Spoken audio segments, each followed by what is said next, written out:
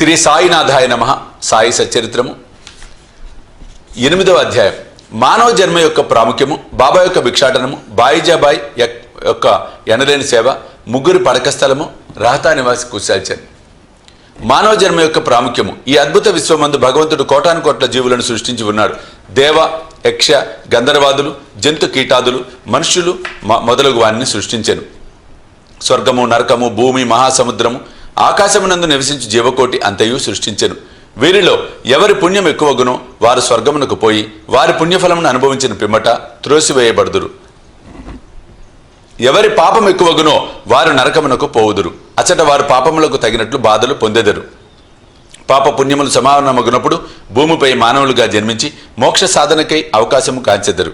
వారి పాపపుణ్యములు నిష్క్రమించినప్పుడు వారికి మోక్షము కలుగును. వేయేల మోక్షము కాని పుట్టుక కాని వారు చేసిన కర్మలపై ఆధారపడి ఉండును. మానవ శరీరం యొక్క ప్రత్యేక విలువ. జీవకోటి అంతటికీ ఆహారము, నిద్ర, భయము, సంభోగము సామాన్యము. మానవునికి ఇవి కాక మరొక ప్రజ్ఞ కలదు, అదే జ్ఞానము. దీని సహాయముననే మానవుడు భగవత్ సాక్షాత్కారమును పొందగలడు. ఇంకే జన్మయందును దీనికి అవకాశం లేదు. ఈ కారణం చేతనే దేవతలు సైతము మానవ జన్మను ఈర్ష్యతో చూసెదరు. వారు కూడా భూమిపై మానవ జన్మనెత్తి మోక్షము సాధించవలెనని కోరెదరు. కొంతమంది మానవ జన్మము చాలా నీచమైనదనియు, చీము, రక్తము, మలములతో నిండి ఉండుననియు, తుదకు శిథిలమై రోగమునకు మరణమునకు కారణమగునని అనెదరు. కొంతవరకు అది కూడా నిజమే.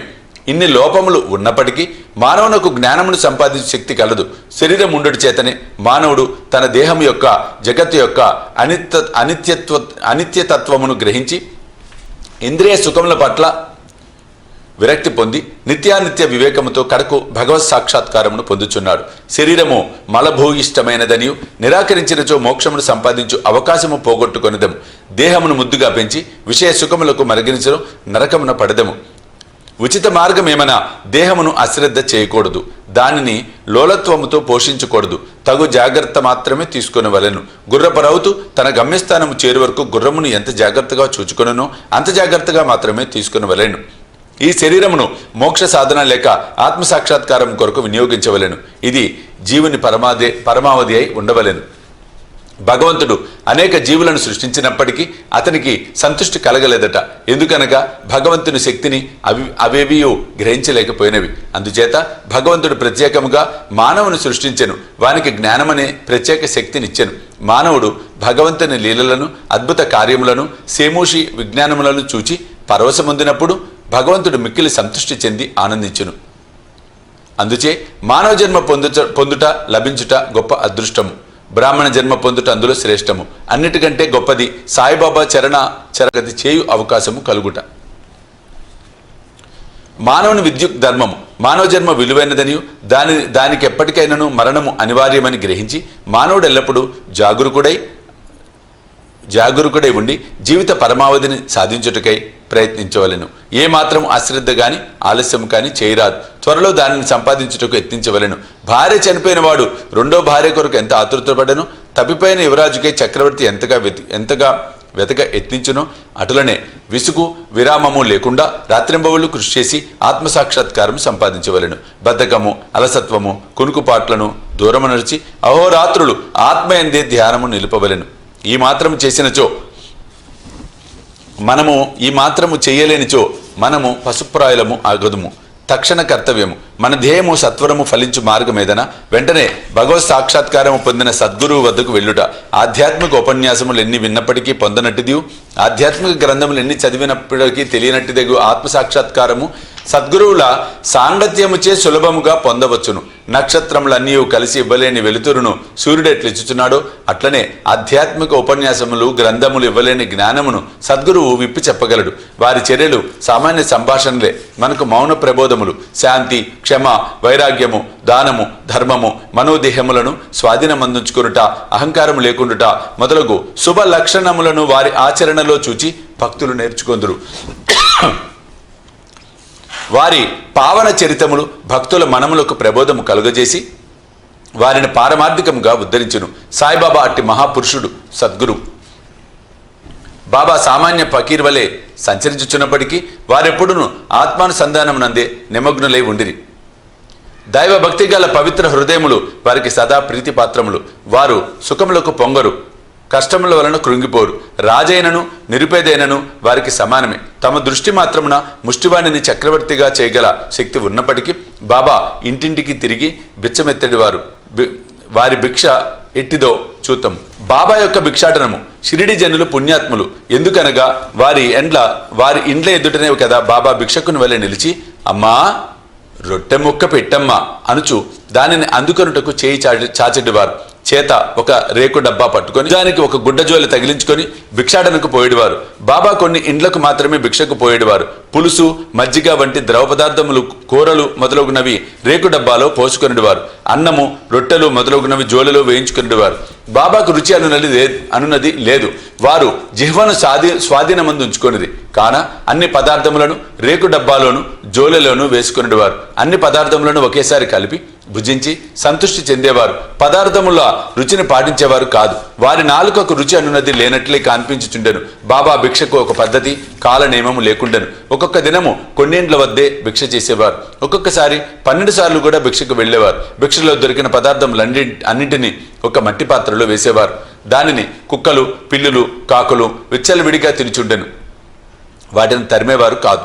మసీదు తుడిచి శుభ్రం చేయి స్త్రీ 10 నుంచి 12 రొట్టె ముక్కలను నిరాటంకముగా తీసుకొని చుండెను. కుక్కలను, పిల్లులను కూడా కలలో సైతము అడ్డు పెట్టనిచ్చేవారు కాదు. ఆకలితో ఉన్న పేదల ఆహారమునకు అడ్డు చెప్పుదురా? ఫకీరు పదవియే నిజమైన మహారాజు పదవిని, అదే శాశ్వతము, మామూలు సిరి సంపదలు క్షణభంగురాలు అని బాబా అనుచుండేవారు. ఈ పావన చరితుని జీవితము వంటి జీవితమే కదా మిగుల ధన్యమైనది. మొదటి షిరిడి ప్రజలు బాబాను పిచ్చి ఫకీరుగా భావించి అటులనే పిలిచేవారు. భోజనోపాధికే, రొట్టె ముక్కలకే గ్రామంలో భిక్షనెత్తి పొట్టపోసుకున్నాడు పేద ఫకీర్ను ఎవరు పేద ఫకీరన్నా ఎవరికి గౌరవం ఉండేది కాదు. కానీ ఈ ఫకీర్ పరమ విశాల హృదయుడు, ఉదారుడు, ధనాపేక్ష లేశమాత్రం లేని నిరాసక్తుడు. బాహ్య దృష్టికి వారు చంచలునుగాను స్థిరత్వం లేనివారుగాను కనిపించినను వారిలోన స్థిరచిత్తులు, వారి చర్యలు అంతుబట్టనివి. ఆ కుగ్రామంలో కూడా బాబాను ఒక గొప్ప మహాత్మునిగా గుర్తించి సేవించిన ధన్యజీవులు కొద్దిమంది కలరు. అట్టివారిలో ఒకరి వృత్తాంతం ఇక్కడ చెప్పబోచున్నాను. బాయిజబాయి యొక్క అనలేని సేవ. తాత్యా కొత్తపాటి తల్లి పేరు బాయిజబాయి. ఆమె ప్రతిరోజు మధ్యాహ్నం తలపై ఒక గంపలో రొట్టె కూర పెట్టుకొని సమీపమునున్న చిట్టడవిలో ముండ్ల పొదలు లెక్క చేయక క్రోసుల దూరము నడిచి ఆత్మధ్యానంలో నిశ్చలముగా ఎక్కడో కూర్చొని ఉన్న బాబాను వెతికి పట్టుకొని భోజనము పెట్టుచుండెను. బాబాకు సాష్టాంగ నమస్కారం చేసి వారి ఎదుట విస్తరి వేసి తాను తెచ్చిన రొట్టె కూర మొదలగు భోజన పదార్థములను వడ్డించి కొసరి వాటిని బాబాచే తినిపించుచుండెను. భక్తి విశ్వాసములు అద్భుతమైనవి. ఎనలేని ఆమె సేవను బాబా చివరి వరకు మరవలేదు. ఆమె సేవకు తగినట్లుగా ఆమె పుత్రుడకు తాత్యాకు పాటిల్ను ఎంతో ఆదరించి ఉద్ధరించెను. ఆ తల్లి కొడుకులకు బాబా సాక్షాత్ భగవంతుడనే విశ్వాసం ఉండను. కొన్ని సంవత్సరముల తదుపరి బాబా అడవులకు పోవుటకు మాని మసీదులోనే కూర్చుండి భోజనం చేయసాగిరి. అప్పటి నుండి పొలములో తిరిగి బాబాను వెతికి పట్టుకొను శ్రమ బాయిజాబాయికి తప్పినది. ముగ్గురి పడక స్థలము. ఎవరు హృదయమందు సదా వాసుదేవుడు వసించుచుండునో అట్టి మహాత్ములు ధన్యులు. అట్టి మహాత్ముల సాంగత్యం లభించిన భక్తులు గొప్ప అదృష్టవంతులు. తాత్యా కొత్తే పాటిల్, మహల్సాపతి ఇద్దరు అట్టి అదృష్టశాలురు. బాబా వారిరువురిని సమానంగా ప్రేమించేవారు. బాబా వారిరువురితో కలిసి మసీదులో తమ తలలను తూర్పు, పడమర, ఉత్తరముల వైపు చేసి మధ్యలో ఒకరి కాళ్ళు ఒకరికి తగులునట్లుగా పడుకునేవారు. పక్కలు పరుచుకొని వానిపై చెతికిలబడి సగం రేయి వరకు ఏవేవో సంగతులు ముచ్చరించుకునేవారు. అందులో ఎవరైనను నిద్ర వచ్చుచున్నట్లుగా కనిపించినా తక్కిన వారు మేలుకొల్పుచుండేవారు. తాత్య పండుకొని గుర్రు పెట్టినచో బాబా వానిని అటు ఇటు ఊపి వాని శిరస్సును గట్టిగా నొక్కుచుండెను. బాబా ఒక్కోసారి మహల్సాపతిని అక్కును చేర్చుకొని అతని కాలు నొక్కి వీపు తోమిడివారు. ఈ విధముగా 14 సంవత్సరములు తాత్య తన తల్లిదండ్రులను విడిచి బాబాపై ప్రేమచే మసీదులో పండుకొనెను. అవి మరపురాని మధుర దినములు. బాబా ప్రేమానురాగములు కొలువరానివి. వారి అనుగ్రహం ఇంతని చెప్పుటకు అలవి కానిది. తండ్రి మరణించిన పిమ్మట తాత్య గృహ బాధ్యతలను స్వీకరించి ఇంటిలోనే నిద్రించుట ప్రారంభించెను. రాతా నివాసి కుశాల్చంద్ షిరిడిలో గణపతిరావు కొత్తే పాటిల్ను బాబా ఎంత ప్రేమాభిమానములతో చూచెడివారో అంత ప్రేమ ఆదరములతోనే రాతా నివాసికు చంద్రబాను సేటు మార్వడిని చూచుచుండిరి. ఆ సేటు మరణించిన పిమ్మట అతని అన్న కొడుకు కుశాల్చంద్ను కూడా మిక్కిలి ప్రేమతో చూచుచు ఆహర్నిశలు వాని క్షేమము చూచుచుండిరి. ఒక్కొక్కప్పుడు టాంగాలోను, మరొకప్పుడు ఎద్దుల బండి మీద బాబా తన సన్నిహిత భక్తులతో కలిసి రహతా పోయేవారు. రహతా ప్రజలు బాజా భజంత్రులతో ఎదురేగి బాబాను గ్రామ సరిహద్దు ద్వారం వద్ద దర్శించి సాష్టాంగ నమస్కారములు చేసేవారు.